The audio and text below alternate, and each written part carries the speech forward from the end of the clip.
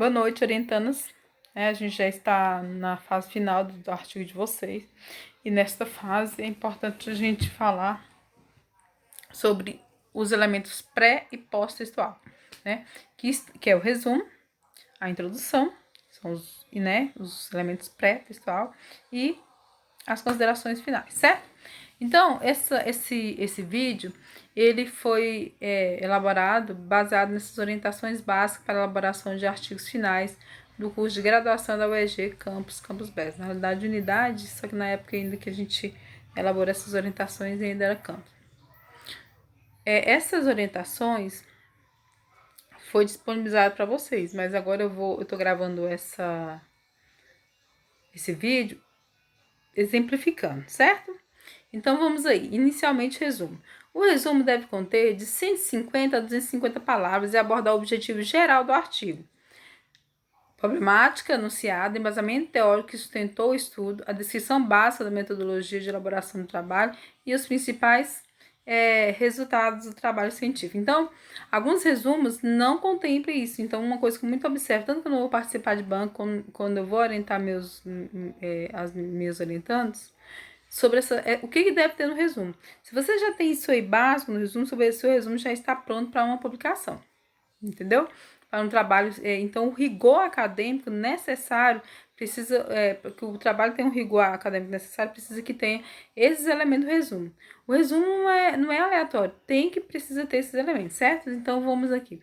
Eu escolhi um artigo que ele foi apresentado tanto no evento lá no Ceará, quando ele foi também publicado em uma revista. Então, o perfil para alfabetizar. Desafios e possibilidades para o trabalho docente. Então, eu trouxe esse artigo para cá para a gente exemplificar os elementos que tem, desses elementos que eu estou falando, né? Então, o resumo desse trabalho é aqui, ó. O domínio de competência, né? Aí tem o domínio competente da leitura, da escrita, é condição para o desenvolvimento da cidadania, tendo como em vista a sociedade letrada na qual estamos inseridos. O prosseguimento da qualidade dos estudos da educação básica também só é possível para a criança que lê e escreve, e a alfabetização que garante, que geralmente ocorre no primeiro ano do ensino fundamental, é o meio com o qual o aluno tem condições de se inserir nessa cultura letrada, na escola e na sociedade. O objetivo do referido trabalho de pesquisa é discutir as especificidades da formação do professor alfabetizador, bem como o desafio e as possibilidades para o trabalho docente como aluno em processo de alfabetização e letramento. Como aporte teórico, utilizamos Brasil 2006, 2015, Ferreira 2011, 2012, Teberosco e Colomer 2003, Soares 2003, 2010, 2012, Rojo 2012. A pesquisa foi desenvolvida por meio de entrevistas realizadas com professores e coordenadores pedagógicos que atuam nas turmas de alfabetização no 4º ano e 5º ano. O referido trabalho conclui que todo professor que atua nos anos iniciais do ensino fundamental, mesmo aqueles dos anos mais avançados, precisa ser alfabetizador sob pena de prejudicar o aluno, interrompendo o processo de alfabetização, e o processo de formação do alfabetizador precisa contemplar as especificidades do processo de alfabetização e letramento. Então, esse aqui é o resumo desse artigo aqui, que tem esses elementos aqui, vocês vão perceber aqui agora. Então, o domínio competente da leitura e da escrita é condição para o desenvolvimento da cidadania, tendo em vista a sociedade letrada na qual estamos inseridos. Isso é a contextualização do tema, né? Você precisa, falar do tema, você precisa contextualizar. Por quê? Porque senão você está falando de letramento, em que aspecto? Estou falando de alfabetização, em que aspecto? Da formação do professor alfabetizador, né? O prosseguimento da qualidade nos estudos da educação básica também só é possível para a criança que lê e escreve.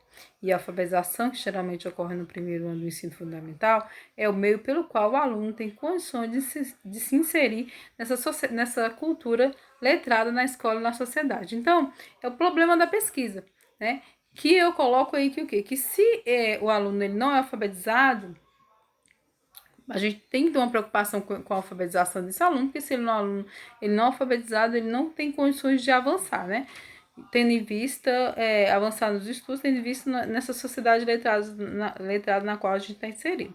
Então, o que acontece? Inicialmente, eu falo desse domínio, falando dessa importância dessa leitura, desse processo de alfabetização e o cuidado, para chamar a atenção para o cuidado que se tem que ter com esse professor alfabetizador, com a formação dele, né? Aí eu vou para o objetivo, né, da geral. O objetivo do referido trabalho de pesquisa é discutir as especificidades da formação do professor alfabetizador, bem como o desafio e as possibilidades para o trabalho docente com o aluno em processo de alfabetização e letramento. Então, tem o objetivo, né?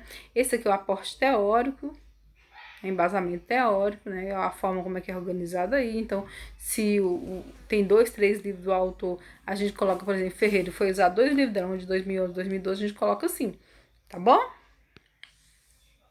A pesquisa foi desenvolvida por meio de entrevistas realizadas com professores e coordenadores pedagógicos que atuam nas turmas de alfabetização e no 4º e 5º ano.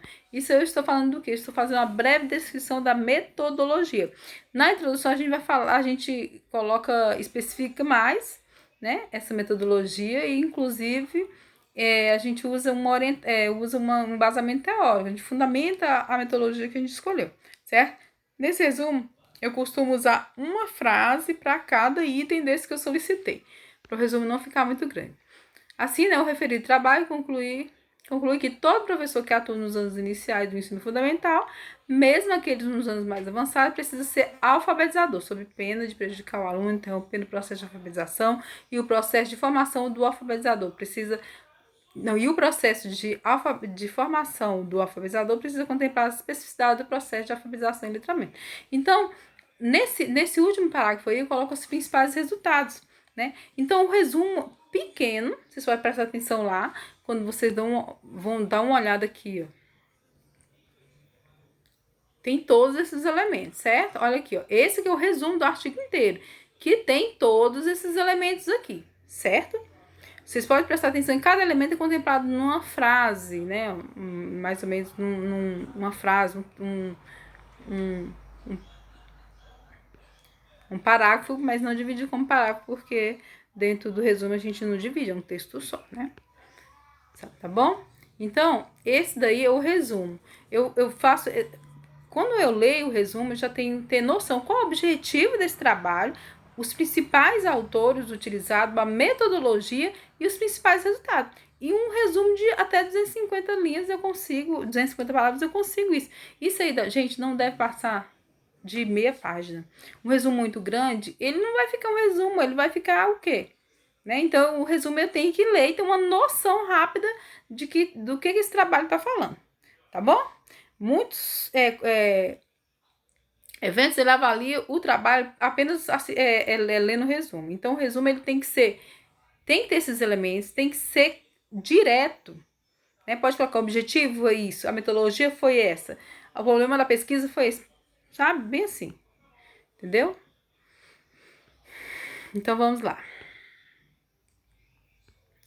Agora vamos para a introdução. A introdução deve conter breve apresentação do título do artigo, delimitação e contextualização do tema, justificativa, problemática anunciada e desenvolvida, objetivos específicos, metodologia adotada para o desenvolvimento da pesquisa e organização dos eixos. O que acontece? O que lá no resumo você colocou como em frases curtas, né, em períodos, por assim dizer, aqui você vai colocar praticamente em parágrafo. Se lá você falou mais ou menos como é que vai ser essa metodologia, que você embasa teoricamente.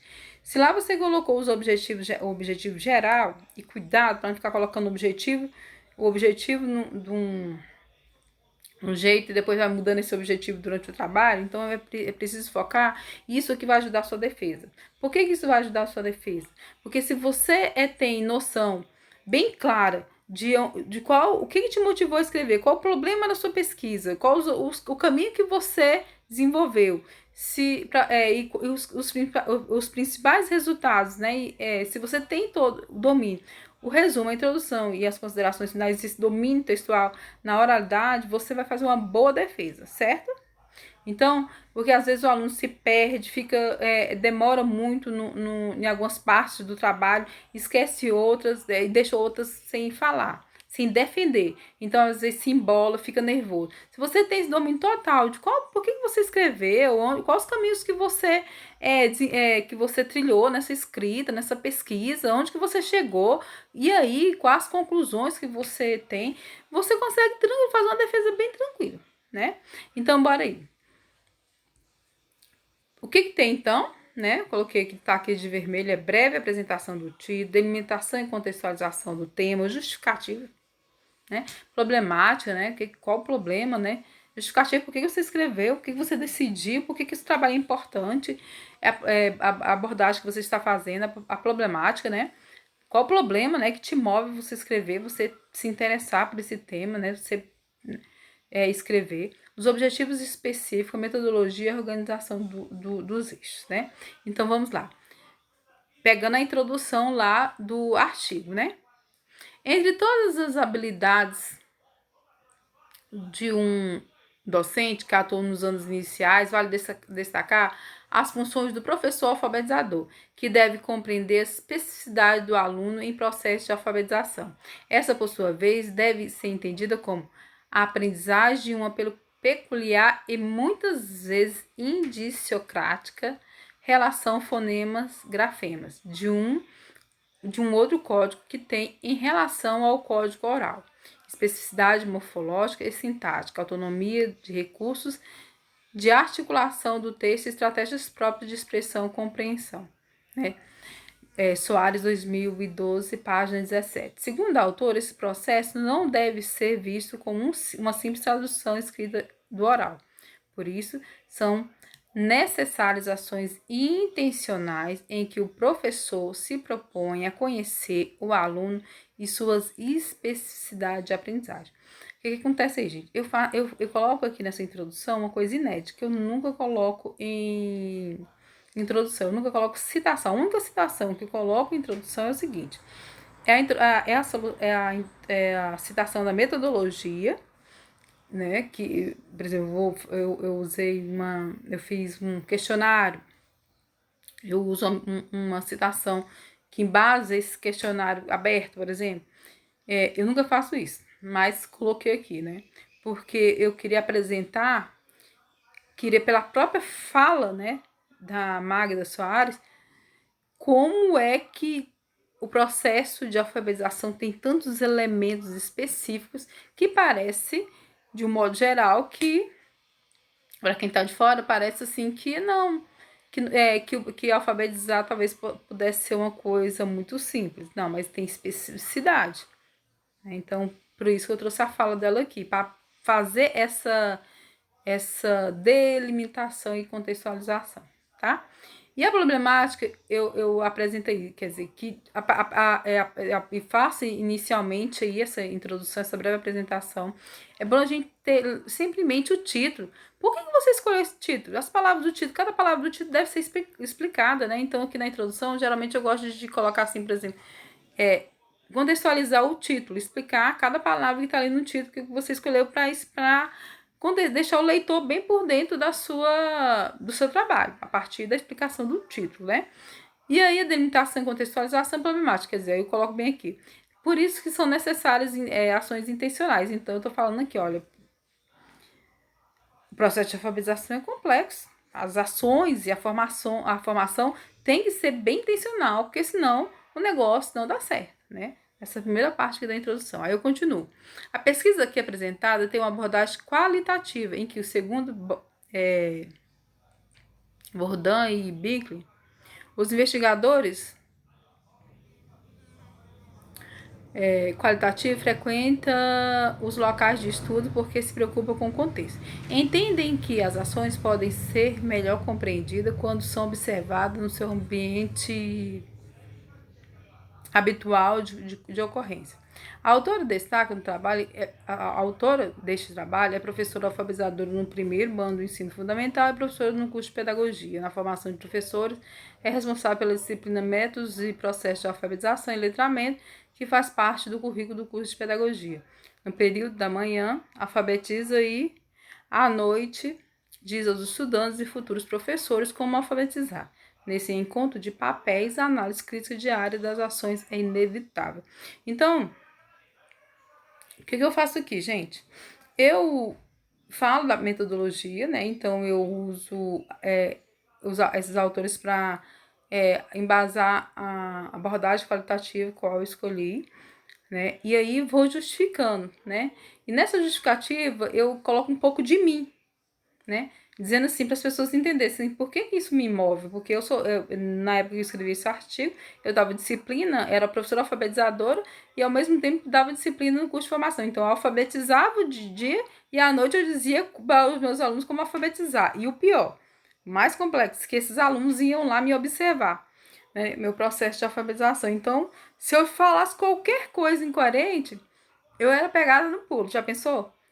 Então, uma aluna que estava estudando comigo lá em métodos e processos à noite, elas iam estagiar, observar a minha prática lá. Então, era um desafio muito grande. Então, esse desafio eu coloquei um pouco aqui. Então, na defesa, por exemplo, a banca sempre espera esse um pouco dessa pessoa, esse envolvimento desse estudante que escreveu esse TC no tema, né? Então eu me coloco um pouco aqui. Geralmente a gente coloca isso na justificativa. A gente fala, né, porque a justificativa do trabalho também, mas sempre colocando, eu gosto muito de colocar um pouco. Com o objetivo de conhecer um pouco da pessoa, né, do escritor. E pesquisador, com o objetivo de conhecer a concepção dos professores e coordenadores pedagógicos sobre a especificidade de ser professor menino, mas tá a letra pequena e o meu óculos tá bom não, viu? Eu coloquei bem pequenininho aqui, tá? Mas vou ler. Com o objetivo de conhecer a concepção dos professores e coordenadores pedagógicos sobre as especificidades de ser professor no processo de alfabetização, compreendendo esta como um ciclo que engloba o primeiro, segundo e terceiro ano, e no quarto e quinto ano, foram realizadas entrevistas com os docentes que atuam nos referidos anos do ensino fundamental. Aí eu coloco eu vou falar das entrevistas. Vocês observam que aqui eu usei os autores para falar da abordagem qualitativa. E aqui eu uso para falar das entrevistas, dizendo como é que. Porque a minha parte teve tanto uma parte teórica ali, biográfica, minha pesquisa, como teve essa entrevista. Né? Então, que tipo de entrevista é? Como é que eu compreendo essa entrevista? Com conversa entre dois confidentes do que a uma sessão formal de perguntas, né, que é muito melhor, e resposta como investigador e um sujeito. Então, eu sugeri, né, e eu usei essa abordagem de como uma conversa, né? Então, foi esse tipo de entrevista informal, não usei questionário, entendeu? Então, o tipo dessa entrevista que eu usei como uma conversa, né, entre dois confidentes, eu coloquei o embasamento dessa metodologia utilizada, desse instrumento, dessa forma, viu? Então, dessa forma, foram realizadas entrevistas com os professores coordenadores pedagógicos que atuam nos anos iniciais do ensino fundamental na Escola Município de Campos Belo, no estado do Goiás. Então, aí tem os objetivos específicos, tem a metodologia e também eu volto justificando. Nessa justificativa aqui, eu tiro um pouco de mim e coloco mais na pesquisa, tá bom? E aí, eu deixo bem claro aqui nessa introdução como é que foi as pessoas, os sujeitos que participaram dessa pesquisa, os locais, né? E a forma como eu abordei esses sujeitos que participaram da pesquisa, né? Que foram os professores e os coordenadores. Aí tá. Essa parte aqui, pessoal, ela não tem no meu artigo original, na introdução, porque não era uma parte que era solicitada nos anais, nem na revista qual ele publicou, foi publicado esse artigo. Então, essa parte aqui mas no TCC, nos artigos dentro da UERJ, a gente exige que a organização o último parágrafo da introdução, ela contempla a organização dos capítulos, né, dos eixos do artigo. Se for monografia, os capítulos, né? Então tá. Aí eu fiz essa parte aqui somente para essa explicação. Então vamos aí. Assim, o referente de trabalho se organiza em 4 tópicos, sendo que no primeiro, intitulado Alfabetizar e Letrar, conceituamos e contextualizamos os termos. No segundo tópico, Dom para alfabetizar e a formação, Dom para alfabetizar e a formação. Colocamos em questão o dom para a docência, que pouco leva em consideração a formação inicial que forma o professor. A formação do professor alfabetizador é discutida no terceiro tópico, onde elencamos características do perfil docente alfabetizador e, portanto, o desafio dessa formação. Finalizamos o trabalho com o quarto tópico, em que pontuamos como o aluno analfabeto, à margem do desenvolvimento, vai se situando quando participa de um processo de alfabetização e letramento excludente. Então, o que acontece aqui, gente? Nesse daqui, olha que eu vou colocando aí os... E no texto que eu coloco em negrito ou os títulos dos eixos, tá vendo? Os títulos, isso aqui é a organização dos eixos. Então, dentro do aquele artigo lá que eu apresentei para vocês, tem 4 eixos: alfabetizar e letrar, dom para alfabetizar e a formação. A formação do professor alfabetizador, o aluno analfabeto e a margem de desenvolvimento. Então, só que nesse texto aqui, quando eu coloquei ele em negrito, eu coloquei ele em itálico. Você deve colocar ele em itálico, os títulos, no meio do texto, ou em negrito, tá bom? Eu, na hora de colocar, eu não coloquei, eu esqueci aqui eu coloquei depois, na hora de salvar novamente, de passar para essa letra, eu desfiz, mas os títulos devem estar em negrito ou em itálico, tá bom? Destacado aqui dentro desse último parágrafo da introdução. Certinho? Então, vamos para as considerações finais. As considerações finais devem apresentar as principais respostas encontradas e discussões realizadas, principais conclusões. Deve confirmar ou negar as hipóteses levantadas inicialmente. Apresentar as possibilidades para enfrentamento da problemática abordada. Não deve conter discussões inéditas, ou seja, que não foram abordadas no desenvolvimento do trabalho. Não precisa ter citações, inclusive aquelas com mais de 3 linhas. Então, eu tenho muita agonia de considerações que vem lá cheio de citações, novas ideias que não foram abordadas no seu trabalho. Então, às vezes, eu observo assim, você pega uma consideração final e o aluno vem com uma ideia lá que não tinha trabalhado, não tinha sido abordado em nenhum momento, não tem que tirar, entendeu? Então, vamos aí. Aí eu vou ler aqui as considerações finais daquele artigo lá. Ao afirmar que a pessoa nasce professor, ao afirmar que a pessoa nasce professor, que ser docente é um dom, descarta-se totalmente a formação, descaracteriza a profissão docente. Assim, ao invés de curso de formação de professores, poderíamos inventar uma instituição para detectar dons e depois aprimorá-los. Para que tanto investimento em uma universidade pública e pesquisa acadêmica na área educacional se a pessoa já nasce professor. Então, o que acontece? Aí eu sou um pouco irônica, né? Porque e aí eu confirmo a hipótese que inicialmente eu tinha desenvolvido, que a minha defesa nesse artigo é que o quê? Que não é dom, é um perfil para ser alfabetizador. Aí, então, porque quando eu ia fazendo as entrevistas, o que acontecia? É porque eu não estou fazendo a defesa aqui do artigo, mas só para explicar para vocês o que eu fiz. Eu fiz as entrevistas e os professores iam falando, não, eu não tenho dom para alfabetizar, não. O professor do quarto, quinto ano, eu não tenho dom para alfabetizar, não. Para alfabetizar tem que ter dom. E isso foi mexendo comigo. Dom para alfabetizar ou é o perfil? Então, eu faço uma ironia aqui. Então, eu confirmo aqui nas considerações eu confirmo ou nego as hipóteses levantadas. O que acontece? E eu confirmo que o quê? Que não, na minha concepção, e vou desenvolvendo dentro do trabalho, que o quê? Que para se alfabetizar, você precisa ter formação e não dom. Porque se você não precisasse, fosse só questão de dom, a gente não precisava de universidade.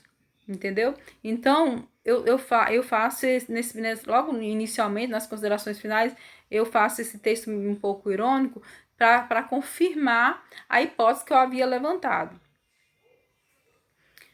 Aí vamos aí. Possibilidades para enfrentamento da problemática abordada. Tem que ter, gente. Como é que você faz um artigo e você não tem uma possibilidade? Para que você escreveu então esse artigo? Para que você fez uma pesquisa só para escrever, só para gastar tinta, né? Não. Você fez esse trabalho por algum motivo. Quais são as possibilidades que você, depois de tudo isso, toda essa caminhada, quais são as possibilidades de enfrentamento do problema que você abordou, né? Então aí eu coloco aí. Atuar nas turmas de alfabetização com competência vai para além de dominar conteúdos. Afinal, os professores alfabetizadores são alfabetizados. Dominam o conteúdo a ser trabalhado com os alunos. Mas é importante pensar nas especificidades didáticas deste conteúdo. Habilidades como consciência fonológica, o processo pelo qual a criança se apropria da leitura e da escrita, os gêneros textuais e suas funções sociais. São, entre outras, aptidões fundamentais para a atuação docente no processo de alfabetização e letramento. Então, o que acontece? Aí eu falo de conhecer dentro do processo de formação docente essas especificidades do processo de alfabetização, entendeu? Então, a necessidade de que trazer esses elementos para a formação docente, para formar esse professor de modo que ele tenha esse perfil e a gente pare com essa conversa de dom para alfabetizar ou dom para ser professor, tá?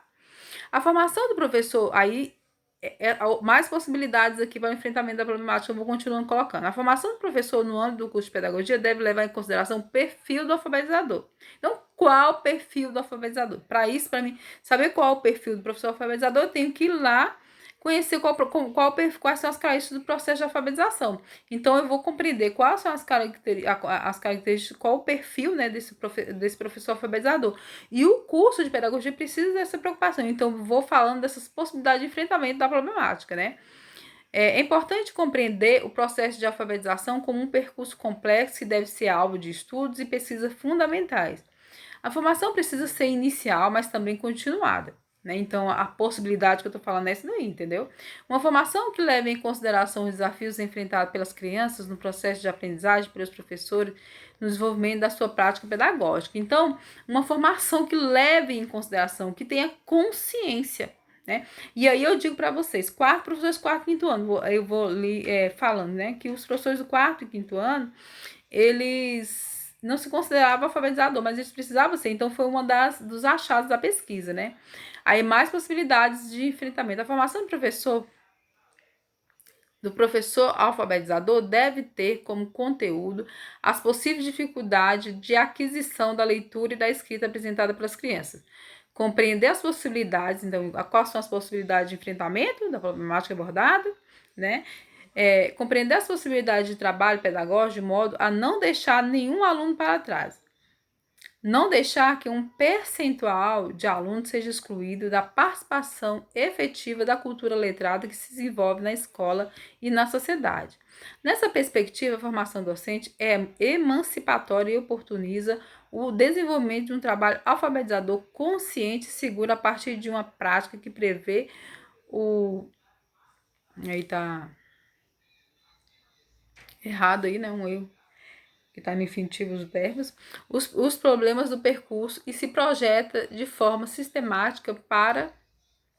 Aí faltou só uma palavrinha aí, mas quer dizer que o quê? Que nessa... concluindo essas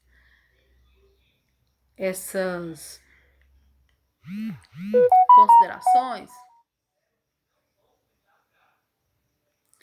concluindo essas considerações finais, gente, o que acontece?